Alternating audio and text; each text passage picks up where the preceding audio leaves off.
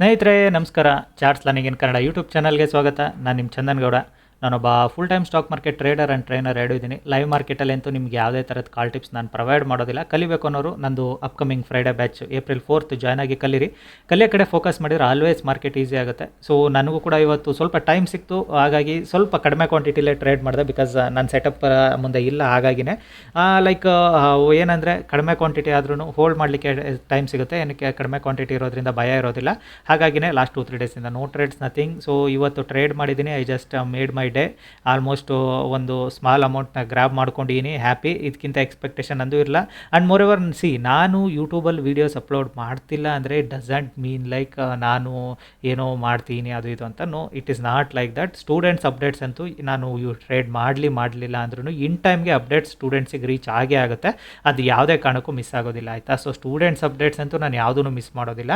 Only ಏನಂದರೆ ನನಗೆ time ಇಲ್ಲ ಅಂದಾಗ ಟ್ರೇಡ್ ಮಾಡ್ತೀನಿ ಎಲ್ಲೋ ಗೊತ್ತಿಲ್ಲ, ಸ್ಟೂಡೆಂಟ್ಸ್ ಇಂಪಾರ್ಟೆಂಟ್ ನನಗೆ. ಸೊ ಅವರ ಅಪ್ಡೇಟ್ಸ್ ನಾನು ಯಾವತ್ತೂ ಮಿಸ್ ಮಾಡಿಲ್ಲ. So always every in time updates ಏನು ಹೋಗಬೇಕು ಅದನ್ನು ನಾನು ಟೈಮ್ ತೊಗೊಂಡು ಮಾಡಿ ಕಳಿಸ್ತಾ ಇದ್ದೀನಿ.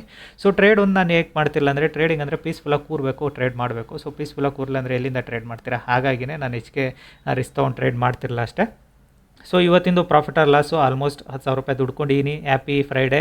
ಅದಕ್ಕಿಂತ ಎಕ್ಸ್ಪೆಕ್ಟೇಷನ್ಸ್ ನಂದು ಇಲ್ಲ, ಸಾಕು ಇವತ್ತಿಗೆ. ಮಾರ್ಕೆಟಲ್ಲಿ ಕಾಲ್ ಸೈಡ್ ಟ್ರೇಡ್ ಮಾಡಿದ್ದೀನಿ. ಏನು ಕಾಲ್ ಸೈಡ್ ಟ್ರೇಡ್ ಮಾಡಿದ್ದೀನಿ, ಎಲ್ಲಿಂದ ಟ್ರೇಡ್ ಮಾಡಿದ್ದೀನಿ, ಸ್ಟೂಡೆಂಟ್ಸ್ಗೆ ಏನು ಗೈಡ್ ಮಾಡಿದ್ದೆ ಅಷ್ಟನ್ನು ನಿಮಗೆ ಗೈಡ್ ಮಾಡ್ತೀನಿ ನೋಡಿ.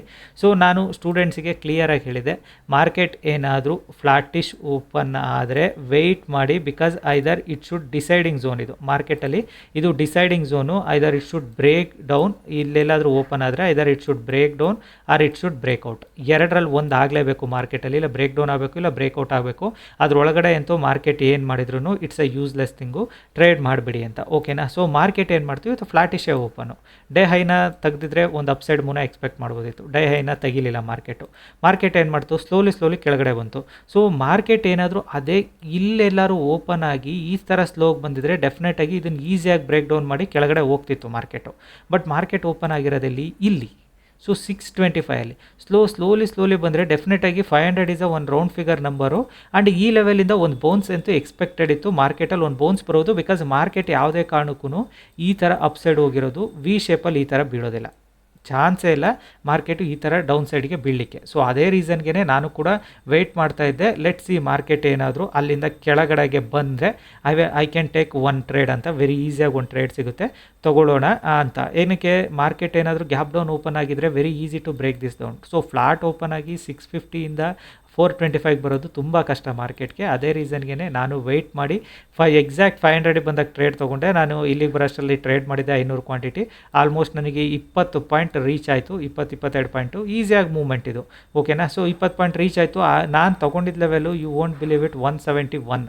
ಆ ಸ್ಟ್ರೈಕ್ ಪ್ರೈಸ್ ನೀವು ಚೆಕ್ ಮಾಡ್ಕೊಳ್ಬೇಕಿದ್ರೆ 171ಗೆ ನಾನು ತೊಗೊಂಡಿರೋದು. ಸೊ 171ಇಂದ ಮಾರ್ಕೆಟು ವೆಂಟ್ ಅಪ್ ಟು 210. ಓಕೆನಾ. So it means 40 point move ಆಯಿತು ಮಾರ್ಕೆಟು. ಬಟ್ ನನ್ನ ಕೈಲಿ 20 ಪಾಯಿಂಟ್ ಅಷ್ಟೇ ಹೋಲ್ಡ್ ಮಾಡಲಿಕ್ಕಾಗಿದ್ದು. ಸೊ ಅದ್ರ ಮೇಲೆ ನಾನು ಹೋಲ್ಡ್ ಮಾಡೋಕ್ಕೆ ಹೋಗಲಿಲ್ಲ, ಸೈಡ್ ವೈಸ್ ಬೀಳೋ ಚಾನ್ಸಸ್ ಇದೆ ಅಂತ. ಅದಾದಮೇಲೆ ಈ ಲೋ ಮಾಡ್ತಲ್ಲ, ಈ ಲೋ ಮಾಡಿದಾಗ ನಿಮಗೆ ಬಂದಿರೋದು ಎಷ್ಟಕ್ಕೆ 180 ತನಕಲೂ ಬಂದಿದೆ, ಈ ಲೋ ತನಕಲೂ ಬಂದಿಲ್ಲ.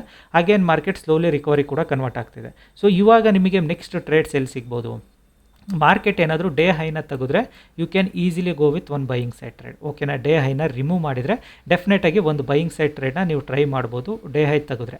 ಅದರ್ವೈಸ್ ಮಾರ್ಕೆಟ್ ಡೇ ಹೈನ ತೆಗಿಲಿಲ್ಲ, ಮಾರ್ಕೆಟು ಇಲ್ಲೇ ಹೋಲ್ಡ್ ಮಾಡ್ತು, ಮಾರ್ಕೆಟು ಏನಾದರೂ ಆಗೇನು ಕೆಳಗಡೆಗೆ ಬಂತು ಅಂದರೆ this will be the sideways zone. No trades at all. ಇಲ್ಲಿ ಯಾವುದೇ ಥರದ ಟ್ರೇಡ್ಸ್ನ ನೀವು ಎಕ್ಸ್ಪೆಕ್ಟು ಮಾಡಬೇಡಿ, ಯಾವುದೇ ಥರ ಟ್ರೇಡ್ಸ್ ಬಗ್ಗೆ ಥಿಂಕು ಕೂಡ ಮಾಡಬೇಡಿ. ಓಕೆನಾ. ಬಿಕಾಸ್ ಮಾರ್ಕೆಟಲ್ಲಿ ಇಲ್ಲಿ ಹೇಗಿದೆ ಅಂದರೆ ನಮ್ಮದು ಎಲ್ಲ ಲೈನ್ಸ್ಗಳು ಇವಾಗ ಇಲ್ಲಿ ಸಪೋರ್ಟ್ ಆ್ಯಂಡ್ ರೆಸಿಸ್ಟೆನ್ಸ್ ಕ್ಲಿಯರ್ ಕಟ್ಟಾಗಿ ಆ್ಯಕ್ಟ್ ಮಾಡ್ತಿದ್ದಾವೆ. ಸೊ ನಮಗೆ ಫ್ರೀ ಆಫ್ ಥಿಂಗ್ಸ್ ಎಲ್ಲಿಂದ ಬರುತ್ತೆ, ಮಾರ್ಕೆಟ್ ಏನಾದರೂ ಡೇ ಹೈನ ತೆಗೆದ್ರೆ ಮಾತ್ರ ಒಂದು ಅಪ್ಸೈಡ್ ಮೂನ ಎಕ್ಸ್ಪೆಕ್ಟ್ ಮಾಡ್ಬೋದು. ಇಲ್ಲ ಮಾರ್ಕೆಟು ಡೇ ಲೋನ ತೆಗೆದ್ರೆ ಒಂದು ಡೌನ್ ಸೈಡ್ ಮೂನ ಎಕ್ಸ್ಪೆಕ್ಟ್ ಮಾಡ್ಬೋದು. ಎರಡಕ್ಕಿಂತ ಜಾಸ್ತಿ ನೀವೇನೂ ಎಕ್ಸ್ಪೆಕ್ಟ್ ಮಾಡ್ಲಿಕ್ಕೆ ಹೋಗಬೇಡಿ. ಬಿಕಾಸ್ ಇಲ್ಲಿ ಇವಾಗಿದೆ ಅಂದರೆ ಮಾರ್ಕೆಟ್ ಇವತ್ತು ಒಂದಿನ ರೆಸ್ಟ್ ಇನ್ ಪೀಸ್ ಆ ಥರ ರೆಸ್ಟ್ ಮಾಡುತ್ತೆ ನನಗೆ ಗೊತ್ತಿರೋಂಗೆ. ಡೇ ಹೈ ತೆಗಿಲಿಲ್ಲ ಅಂದರೆ ಮಂಡೆಗೆ ಟ್ಯೂಸ್ಡೇಗೆ ವೆರಿ ಈಸಿ ಟ್ರೇಡು. ಇದನ್ನೇನಾದರೂ ಡೇ ಹೈನ ತೆಗೆದ್ರೆ ಮಾರ್ಕೆಟು ಈಸಿಯಾಗಿ ಅಪ್ಸೈಡ್ ಜಂಪ್ ಆಗುತ್ತೆ ಡೇ ಹೈನ ರಿಮೂವ್ ಮಾಡಿದರೆ. ಅದೇ ಮಾರ್ಕೆಟು ಎಕ್ಸಾಕ್ಟಾಗಿ ಡೇ ಹೈನ ರಿಮೂವ್ ಮಾಡ್ದಲೇ ಮಾರ್ಕೆಟ್ ಡೇ ಲೋನ ರಿಮೂವ್ ಮಾಡಿದ್ರು ಕೂಡ ಮಂಡೆ ಡೆಫಿನೆಟಾಗಿ ಒಂದು ಕೆಳಗಡೆ ಸೈಡ್ ಕೂಡ ಹೋಗುತ್ತೆ. Because this is a indecision trade. ಓಕೆನಾ. ನಿನ್ನೆ ಟ್ರೇಡ್ಸು ಈಸಿ ಇರ್ತಾ ಇರಲಿಲ್ವ, ನಿನ್ನೆ ಕ್ಲಿಯರ್ ಕಟ್ಟಾಗಿ ಸ್ಟೂಡೆಂಟ್ಸಿಗೆ ಹೇಳಿದೆ. ಮಾರ್ಕೆಟ್ ಏನಾದರೂ ನಾನು ನಿನ್ನೆ ಅನಾಲಿಸಿಸ್ ಪ್ರಕಾರ ನಿಮಗೆ ಇವಾಗ ಗೈಡ್ ಮಾಡ್ತೀನಿ ನೋಡಿ. ಮಾರ್ಕೆಟ್ ಕಂಟಿನ್ಯೂಸ್ ಆಗಿ ಅಪ್ಸೈಡ್ ಬಂದಿದೆ. ಮಾರ್ಕೆಟು ಸ್ಲೋಯಿಶಾಗಿ ಕೆಳಗಡೆ ಬಂದ್ರು this is the pull back, market will go upside again ಅಂತ. ಸೊ ಅದೇ ರೀಸನ್ಗೆ market will go upside again ಅಂತ ಗೈಡ್ ಮಾಡಿದ್ದೆ. ಸೇಮ್ ವೇ ಮಾರ್ಕೆಟು ಎಕ್ಸಾಕ್ಟಾಗಿ ಈ ಹೈನ ರಿಮೂವ್ ಫಸ್ಟ್ 5 to 10 ಮಿನಿಟ್ಸಲ್ಲೇ ಮಾರ್ಕೆಟಲ್ಲಿ ಈ ಹೈ ರಿಮೂವ್ ಆದಮೇಲೆ ಎಕ್ಸಾಕ್ಟ್ ಅಬೌವ್ 500 ಮಾರ್ಕೆಟಲ್ಲಿ ತುಂಬ ಜನ ಸ್ಟೂಡೆಂಟ್ಸ್ಗಳು ಮೆಸೇಜ್ ನೋಡಿದ್ದೀನಿ ಇಲ್ಲಿಂದ ಪ್ರಾಫಿಟ್ ಮಾಡಿದ್ದೀವಿ ಅಂತ. Okay, it's a good reason, good profit, ಓಕೆನಾ. ಸೊ ಅದು ಬಿಟ್ಟರೆ ಅದ್ರ ಹಿಂದಿನ ದಿನ ಏನಾಗಿತ್ತು, ಅದರಿಂದ ಹಿಂದಿನ ಸ್ಟೂಡೆಂಟ್ಸ್ಗೆ ಏನು ಗೈಡ್ ಮಾಡಿದ್ದೆ. ಮಾರ್ಕೆಟಲ್ಲಿ ಈಗ ಏನಾದರೂ ಕಂಪ್ಲೀಟ್ ಅಪ್ಸೈಡಿಂದ ಸೈಡ್ ವೇಸಿಗೆ ಬಂದಿದೆ. So look for buying side trade until unless ಈ ಲೋನ ತೆಗಿದಲೆ ಸೆಲ್ಲಿಂಗ್ ಸೈಡ್ ನೋಡಬೇಡಿ, ಈ ಹೈನ ತೆಗಿದಲೆ ಮೇಲ್ಗಡೆ ಬೈಯಿಂಗ್ ಸೈಡ್ ನೋಡಬೇಡಿ. This is the no trading zone, wait ಮಾಡಿ ಟ್ರೇಡ್ ಮಾಡಿ ಅಂತ. ಸೊ ಮಾರ್ಕೆಟ್ ಎಕ್ಸಾಕ್ಟಾಗಿ ಬ್ರೇಕ್ ಡೌನ್ ಆದಮೇಲೆ ಟ್ರೇಡ್ ಮಾಡಿದ್ರು 10ರಿಂದ 12 ಪಾಯಿಂಟ್ ಸಿಕ್ಕಿದೆ. ಮತ್ತು ಇಲ್ಲಿಂದ ರಿಟ್ರೇಸ್ಮೆಂಟಲ್ಲಿ ಟ್ರೇಡ್ ಮಾಡಿದ್ರು ಕೂಡ ಹಾಗೇ ನಿಮಗೆ 10ರಿಂದ 12 ಪಾಯಿಂಟ್ ಸಿಕ್ಕಿದೆ. ವೆರಿ ಈಸಿ ಟ್ರೇಡ್ಸ್ ಇತ್ತು. ಲೈಕ್ ನಾನು 2 ಡೇಸಿಂದ ಹೇಳ್ತಿರೋದ್ರ ಪ್ರಕಾರ ತುಂಬ ಈಸಿಯಾಗಿ ಮಾರ್ಕೆಟಲ್ಲಿ ದುಡ್ಡು ಮಾಡೋ ಅಂಥ ದಿನಗಳು. ಸೊ ದುಡ್ಡು ಮಾಡ್ಕೊಂಡಿದ್ದಾರೆ ಕೂಡ, ಹ್ಯಾಪಿ ಫಾರ್ ದ್ಯಾಟ್.